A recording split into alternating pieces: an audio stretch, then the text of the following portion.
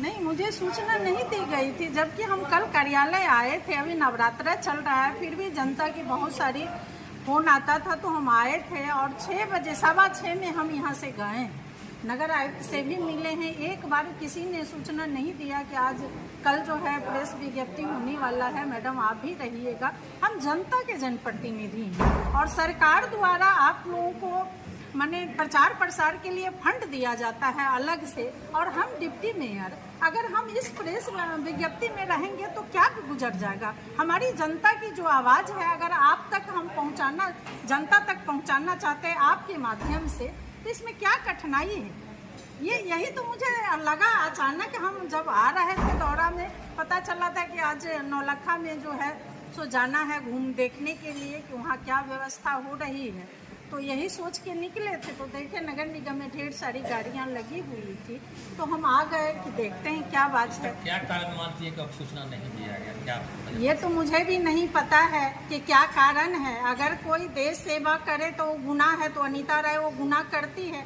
मैंने कहा आप लोगों से कि जब विभागीय कार्य करने के लिए नगर विकास ने नगर निगम को ऑर्डर दिया है, तो ये जो विभागीय काम जहाँ होना चाहिए वहाँ नहीं होता है। जहाँ अपनी परिवार की लाभ पहुँचाना हो, अपनी आदमी को लाभ पहुँचाना, वहाँ विभागीय काम होता है। अगर हमारी बात गलत है तो आप दूसरे दिन आइए और हम पत्र के साथ आपको दिखाएंगे वहाँ विभागीय काम हुआ है जहाँ नहीं होना चाहिए। और जहाँ होना चाहिए आप जाके देखिए, चांदनी चौक का सड़क कितना जर्जर स्थिति में है, वहाँ क्यों नहीं विभागीय काम किया। उस रोड को राज्य योजना में दे दिया गया है, बरसों बरस के बाद आएगी, तब तक हमारी जनता झेलते रहेगी। आप वहाँ की जनता का जाके वक्तव्य लीजिए।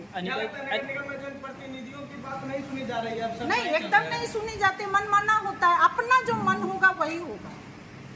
अनीता जी ये बताइए, अफसरशाही अभी है या फिर आप क्या कहना चाह रहे हैं? अफसरशाही तो नगर आयुक्त महोदय कुछ नहीं है, यहाँ एक ही व्यक्ति 2 व्यक्ति चलाने वाले हैं, मेयर भी कुछ नहीं है, उनके पति के द्वारा ही नगर निगम चलाया जाता है। वो जो चाहते हैं वही होता है। अगर यही बात, परसों भी एक हमारे वार्ड की जनता जब आए तो गए कि मेयर से मिलना है, जब मेयर के चेंबर में गए तो उनके पति महोदय ही बैठ के फाइल को देख रहे थे।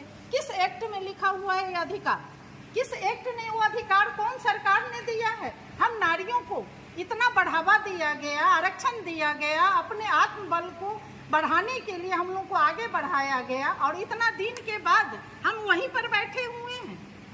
2 नारी हम सुशोभित हैं बड़े पद पर, लेकिन जब एक प्रेस विज्ञप्ति हमें पता नहीं है, कल 6:30 बजे हम यहाँ से गए और हमको पता नहीं है, तो और चीज़ में आपको लगता है कि मुझे पता चलेगा कि क्या हो रहा है नगर निगम में। यह दुर्भाग्य है नगर निगम के लिए। अच्छा अनीता जी, तब फिर प्रेस वार्ता में आप डायरेक्ट बिना सूचना के ही डायरेक्ट पहुंचना, क्या मानते हैं अपने आप को? प्रोटोकॉल को उल्लंघन किया गया? दूसरी बात है कि आप डायरेक्ट पहुंचना चाहिए नहीं? प्रोटोकॉल नहीं मानते। हमारी जनता को सुविधा मिले, जब हमारे पास अरबों खरबों में पैसा रखा हुआ है, फिर भी हमारी जनता त्राहीमाम है।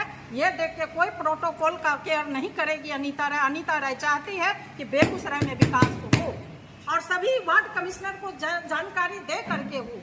जब एक उप नगर आयुक्त को हटाने की बात चल रही थी तब 3 सदस्यीय कमेटी बनाया गया था, लेकिन जब विकास की मुद्दा है तो मैंने उस बोर्ड में भी कहा था कि विकास के लिए अगर आप बैठक कमेटी गठन करती तो एक शोभनीय होता। आप सफाई के लिए क्यों नहीं कमेटी? हमारे वार्ड कमिश्नर बैठे रहते हैं, क्यों नहीं उनका सहायता लेते? डिप्टी मेयर हम हैं, एक कार्य आप क्यों नहीं सौंपते? क्या वजह है, किन कारणों से नहीं बुलाया गया? फिर आपके किसके क्या लगता है, क्या साजिश? कारण क्या हम बता सकते हैं कि कारण क्या है? कारण एक ही है कि एक आदमी ही अफसरशाही यहाँ चल रहा है जो कभी अनीता राय नहीं होने देगी। पहले भी उसका विरोध करती थी, अब भी मुझे लगता है कि नहीं, थोड़ा शांत होके देखते हैं, अब सुधार आएगा, अब सुधार आएगा। लेकिन सर से पानी जब ऊंचा आएगा तो अनीता राय चुप होके नहीं बैठने वाली है, तब अनीता राय विरोध करेगी। धन्यवाद। आरोप प्रत्यारोप में मैं नहीं फंसना चाहती हूँ। मैं यही कहना चाह रही हूँ कि ये जो प्रेस वार्ता का मुख्य उद्देश्य क्या था, जो हमारे नगर विकास आवास से एक पत्र क्या दिया गया है, जिसमें ये स्वच्छता पखवाड़ा जो चला है, स्वच्छता अभियान जो चलाया जा रहा है, 17 से लेकर 2 तक का था, लेकिन अब वो बढ़ के 8 तारीख तक हो गया, यानी कि छठ पर्व तक होगा। प्रेस वार्ता का मुख्य उद्देश्य यही था। और नगर विकास आवास के मंत्री जी से आया है, जो भी जिस पंडाल में हर मानक को पूरा किया जाएगा, साफ सुथरा देखने को मिलेगा, शांतिपूर्वक मेला का आयोजन किया जाएगा और लाइट की व्यवस्था होगी। तो वहाँ जाके ये 10,000 रुपया प्रथम पुरस्कार, द्वितीय पुरस्कार 5,000 रुपया और तृतीय पुरस्कार 3,000 रुपया किया जाएगा। प्रेस वार्ता का मुख्य उद्देश्य यही था।